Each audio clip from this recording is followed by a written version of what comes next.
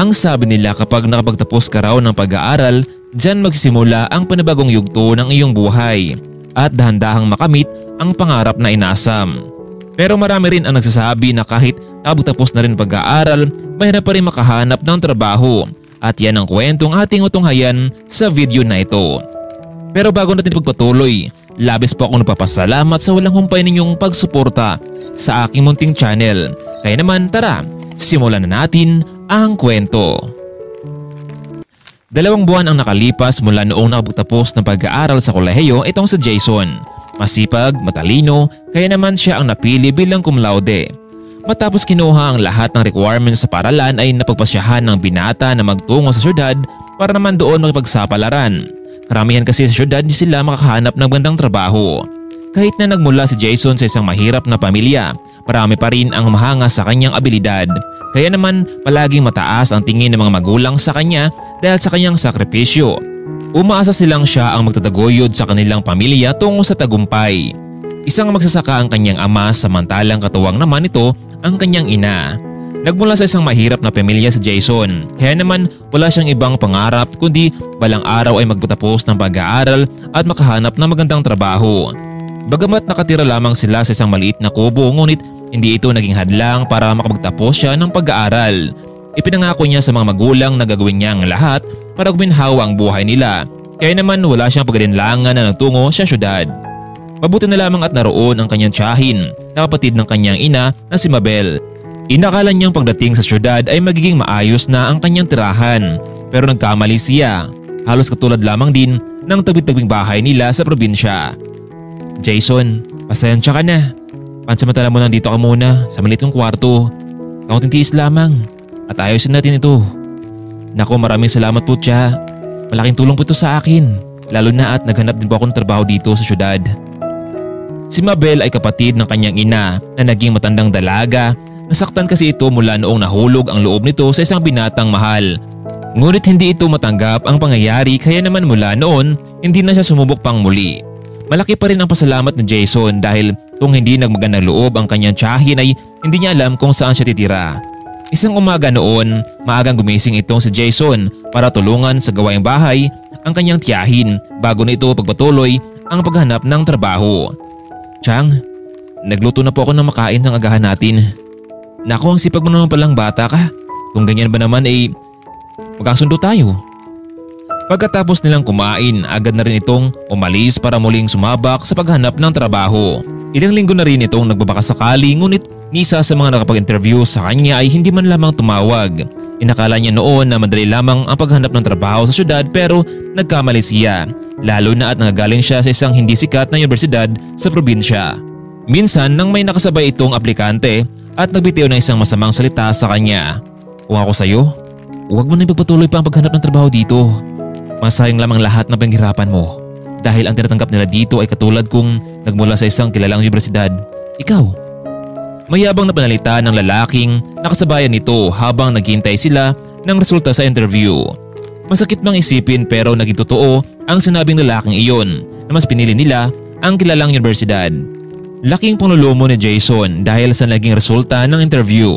Pumasok ngayon sa kanyang isipan na mahirap din palang maghanap ng trabaho, tila nawala na ito ng pag-asa.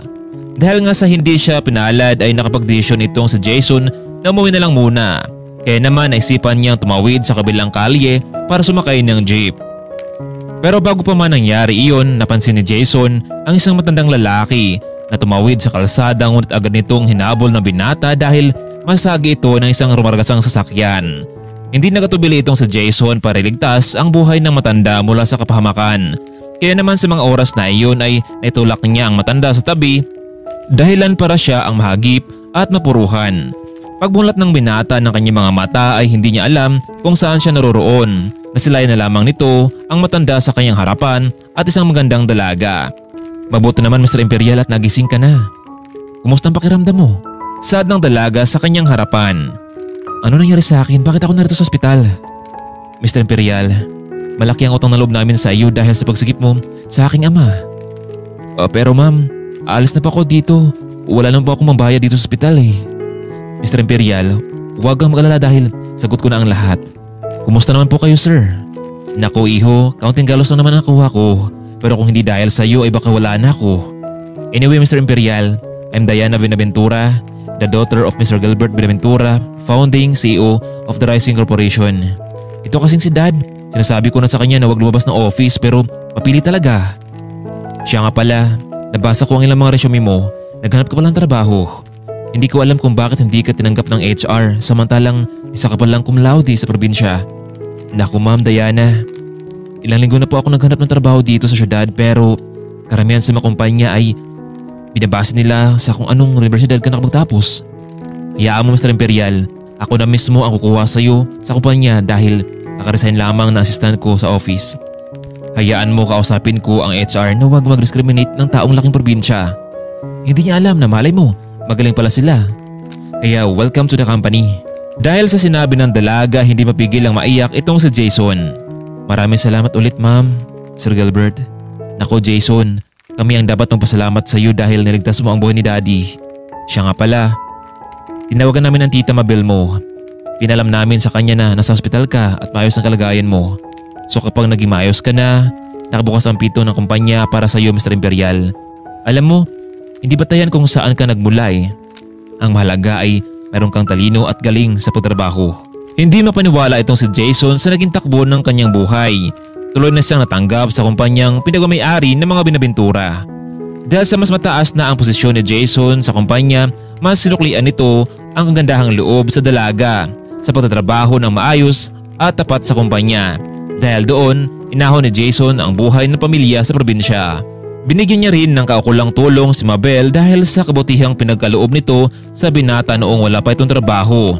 Samantalang dahil sa husay at galing ni Jason sa kalakaran sa negosyo, hindi may tatanggi na mapahanga sa kanya ang dalagang si Diana dahil sa husay nito. Isang gabi noon, nagkaroon ng kasiyahan sa buong kumpanya. Dinaluhan ito ng mga empleyado at ilang mataas sa kumpanya, kasama na rito si Diana. Hindi may wasang sumama ang tingin nito sa mga empleyado dahil sa panay lapit nito at chansing kay Jason. Inamin niyang gwapo itong si Jason at marami ding kababaihan ang nagkagusto sa kanya. Pero pati nga siya ay nahulog na rin ang kanyang loob. Ngunit hindi niya ito pinapahalata dahil siya ang boss at CEO ng kumpanya at nakahiya naman na pumatol siya sa empleyado at baka pagdating ng araw ay pagtawanan lamang siya. Kaya naman hanggang maingat na tingin na lamang ang ginawa ni Diana. Nag-isang anak lamang ito pero ni minsan ay hindi niya nakilala ang kanyang ina. Lumaki ito sa poder ni Gilbert na kinikilala niyang ama.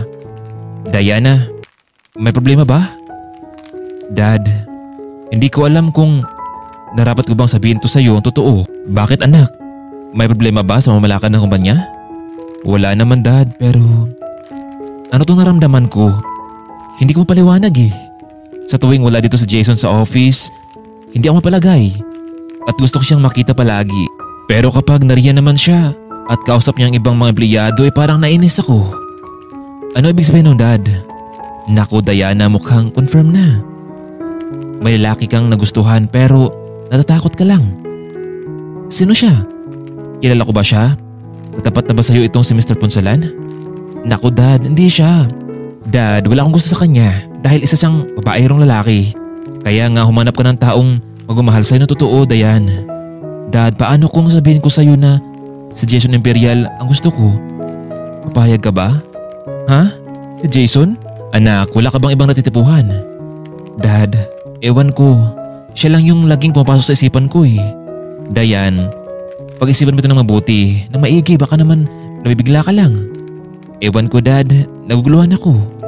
Samantalang halos 20 taon na ang nakalipas, hindi pa rin nabubura sa isipan ni Gilbert ang tunay na babaeng nilaman ng kanyang puso.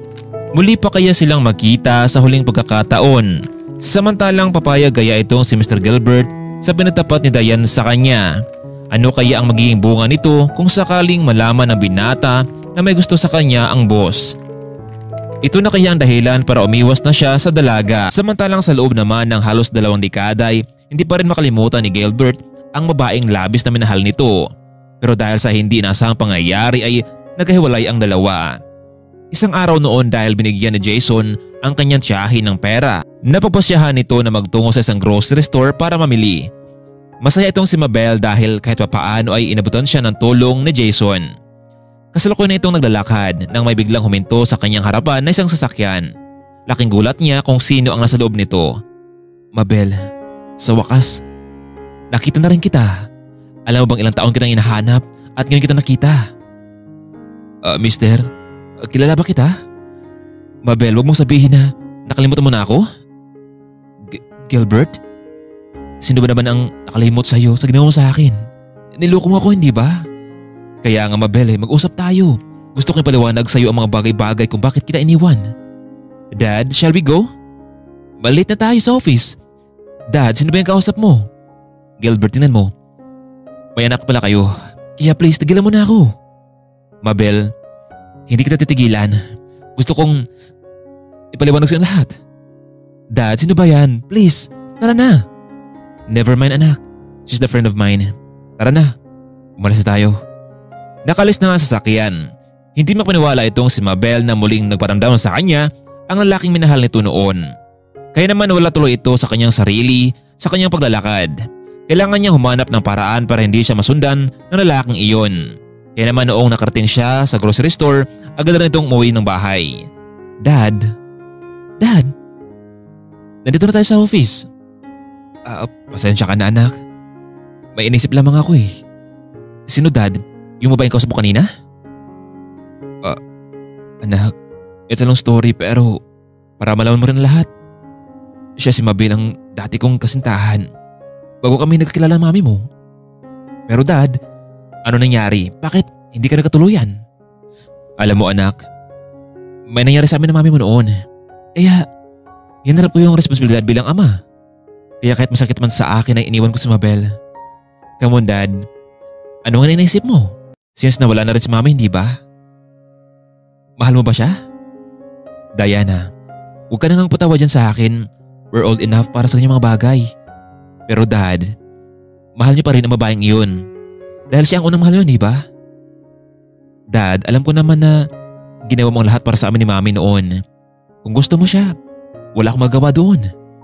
Hay naku, maraming salamat Diana pero huli na lahat para sa amin dalawa. Ano ka ba Dad?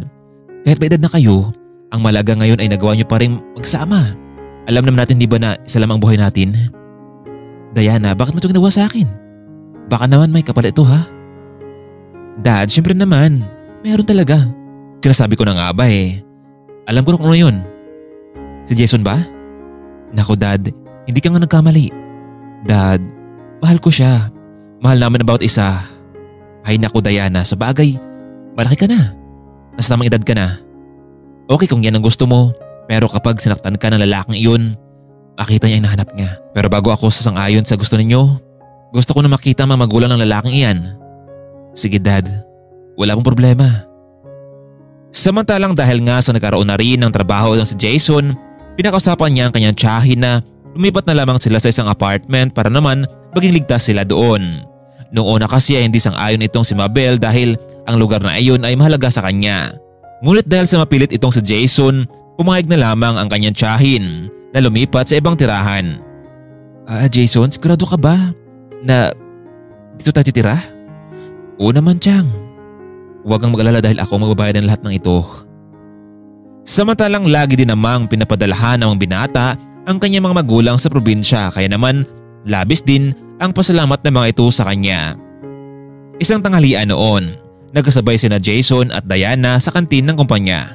Jason, alam mo, ang sabi sa akin ni Dad, bago siya makapagdesisyon, gusto niya muna makita ang mga magulang mo. Diana, hindi bang sabi ko sa noon na nasa probinsya ang mga magulang ko, maliban na lamang sa tiyahin ko na narito sa syudad? Kung ganun Jason, kahit yung tiyahin mo na lamang, naiharap mo kay Dad. Sige Diana, kausapin ko tita ko. Lumipas lamang ng ilang araw ay nagkasundo na ang dalawang panig na magkita at ito ang isa sa nakakasabik na pagtatagpo ng lahat. Gusto ni Mr. Gilbert na isang mamahaling restaurant sila magkita ng mga magulang ni Jason. Jason, ano ba itong pinasukan mo? Bakit ako pa ang napili mo? Tiyang naman, alahan si nanay tatay, di ba nasa probinsya sila? At saka huwag kang mag-alala dahil sasabihin ko naman sa kanila na ikaw ang tiyahin ko. Nako Jason, mukhang mamahalin ang lugar na ito ha. Nakahiya naman sa nag-outfit ko ngayon, parang hindi bagay sa lugar na ito.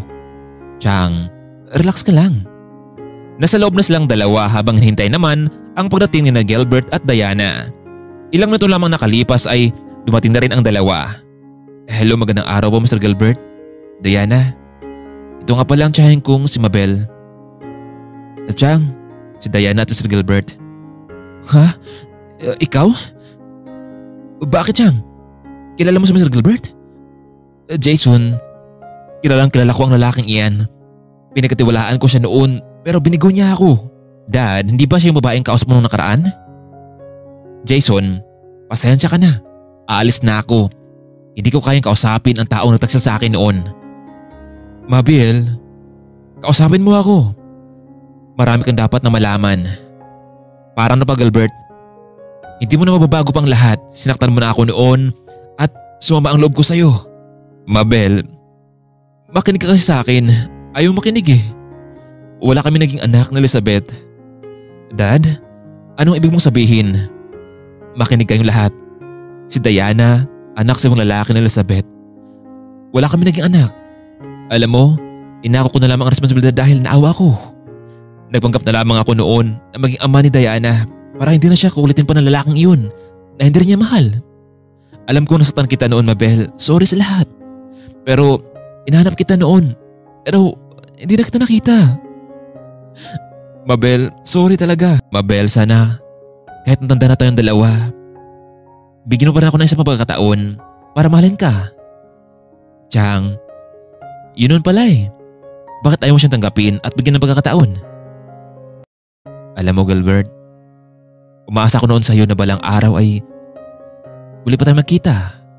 Pero ang totoo hanggang ngayon, mahal pa rin naman kita eh. Dad, yun naman pala eh. May chance pa na maging kayo muli. Maraming salamat Mabel. Alam mo, ang pagkakataong ito ay hindi ko nasasayangin pa. Kahit matanda na tayo ngayon, hindi ako mahihiya na sabihin sa iyo na will you marry me? Gilbert, sigurado ka ba dyan? Oo naman Mabel. Gilbert, yes, I will marry you. Talaga? Sa wakas, maraming salamat Mabel. Dad, wait lang ha. Bakit napunta sa inyong dalawa ang ending? Paano kami na Jason? Di ba kaya tayo nandito ngayon para magkakilala tayo? Diana, alam ko naman na responsable kang dalawa sa negosyo man o sa pag-ibig.